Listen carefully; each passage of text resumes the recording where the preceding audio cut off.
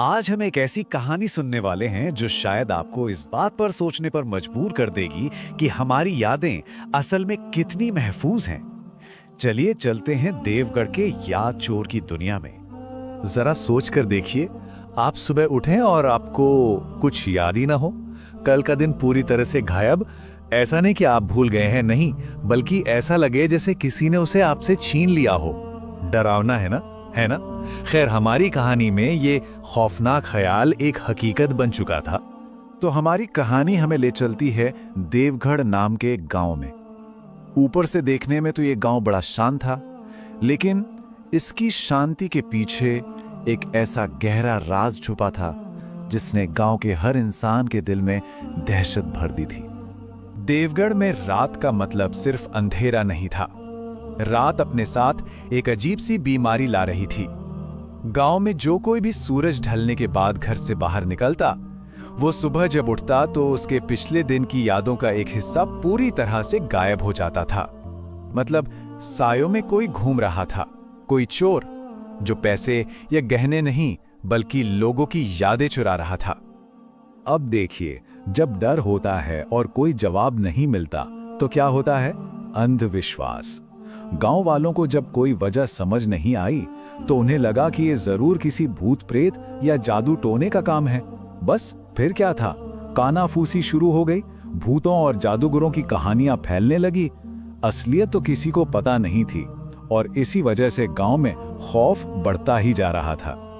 लेकिन इसी डर और अंधेरे के बीच गांव में एक उम्मीद की किरण आती है, या कह लें कि एक अजनबी आता है। देवगढ़ में एक ऐसे आदमी का आना होता है जिसका दुनिया को देखने का नजरिया या तो इस पूरे रहस्य को सुलझा सकता था या फिर उसे इस याद चोर का अगला शिकार बना सकता था। इस आदमी का नाम था यूसुफ। जहां एक तरफ पूरा गांव डर के मारे कुछ सोच नहीं पा रहा था, वहीं यूसुफ का दिमाग एकदम शांत था, तर्क से भरा हुआ। वो भूत प्रेत नहीं देख रहा था, वो उन छोटी छोटी चीजों को देख रहा था जिन्हें गांव वाले अपने डर में देख ही नहीं पा रहे थे। जहां बाकियों को सिर्फ गड़बड़ दिख रही थी, यूसुफ को वहां एक पैटर्न नजर आ रहा था। यूसुफ का मानना था कि हर समस्या के पीछे एक लॉजिक होता है, बस उसे देखना नहीं, महसूस करना पड़ता है। उसके लिए ये जो कुछ भी हो रहा था वो कोई जादू टोना नहीं था, बल्कि एक पहेली थी जिसे सुलझाया जाना था। असली खेल इस बात का नहीं था कि क्या दिख रहा है, बल्कि इस बात का था कि सोचा कैसे जा रहा है। तो सवाल यह है कि लॉजिक उस चीज का सामना कैसे करेगा जो देखने में किसी जादू से कम नहीं लग रही। चलिए अब देखते हैं कि यूसुफ सिर्फ अपनी अक्ल के दम पर इस याद चोर का सामना करने के लिए उस अंधेरे में कैसे उतरता है। यूसुफ का तरीका बिल्कुल सीधा और लॉजिकल था। पहला स्टेप, उसने रात में गांव का चक्कर लगाया, उन्हीं गलियों में जिनसे सब डरते थे। दूसरा स्टेप, उसने उस जगह को ढूंढा जहां से ये सब शुरू हो रहा था, एक पुराने पेड़ के पास जहां की हवा कुछ अलग सी महसूस हो रही थी। और तीसरा स्टेप, उसने एक एक्सपेरिमेंट किया। उसने 5 गांव वालों को बुलाया और किसी पूजा पाठ के लिए नहीं, बल्कि एक साइंटिफिक टेस्ट के लिए उन्हें एक चौक के घेरे के अंदर खड़ा कर दिया। और जैसे ही आधी रात हुई, एक ठंडी हवा का झोंका आया। घेरे में खड़े गांव वालों को अपने दिमाग पर अचानक एक अजीब सा भारीपन महसूस होने लगा, जैसे कोई धुंध उनके ख्यालों पर छा रही हो। यूसुफ ये सब देख रहा था और वो समझ गया था कि वो जवाब के बहुत बहुत करीब है। और फिर जैसे ही गांव वाले घबरा रहे थे, यूसुफ के चेहरे पर एक मुस्कान आई। उसकी आंखों में डर नहीं बल्कि एक चमक थी, जैसे कोई पहेली सुलझ गई हो। उसने कहा, मिल गया जवाब। उसकी आवाज ने रात की खामोशी को तोड़ दिया। अब सच सामने आने वाला था। और जो खुलासा हुआ वो जितना हैरान करने वाला था उतना ही सिंपल भी। कोई भूत प्रेत नहीं था, कोई जादूगर नहीं था, बल्कि पेड़ में एक छोटा सा केमिकल डिवाइस छुपाया गया था। ये डिवाइस एक ऐसी रंगहीन गैस छोड़ता था जो कुछ देर के लिए लोगों की शॉर्ट टर्म मेमोरी को मिटा देती थी।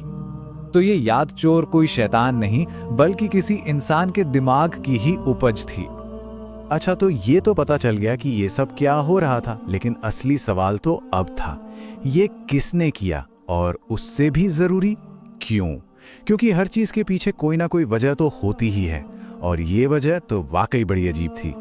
जब जांच हुई तो सुराग किसी और के घर नहीं, बल्कि सीधे गांव के सरपंच के घर तक पहुंचे, और अपराधी कोई बाहर का नहीं, बल्कि उनका अपना भतीजा निकला। यूसुफ के सवालों के सामने वो ज्यादा देर टिक नहीं पाया और उसने अपना जुर्म कबूल कर लिया। लेकिन यहाँ एक और सवाल खड़ा होता है, आखिर उसने ऐसा किया क्यों? कोई अपने ही गांव वालों को, अपने पड़ोसियों को इस तरह से क्यों डराएगा? भला किसी की यादें चुराने से उसे क्या हासिल हो सकता था?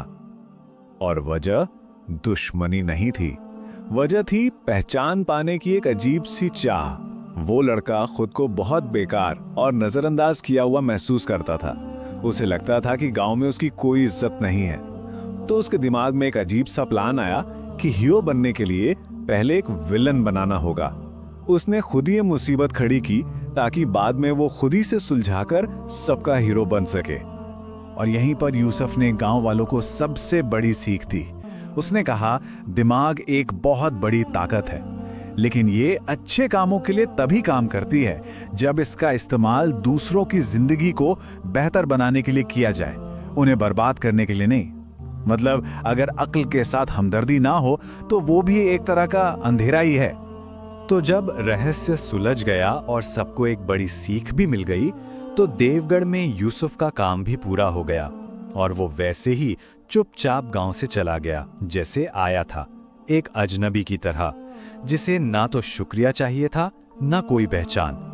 वो जो ज्ञान पीछे छोड़ गया, बस वही उसका इनाम था। तो देवगढ़ के इस याद चोर की कहानी हमें एक बहुत गहरी बात सिखाती है कि जिंदगी में सबसे बड़ा जादूगर हमारा दिमाग ही है। बस इसका इस्तेमाल सही चीजों के लिए होना चाहिए, क्योंकि यही दिमाग चमत्कार भी कर सकता है और तबाही भी मचा सकता है। और चुनना हमेशा हमें ही होता है।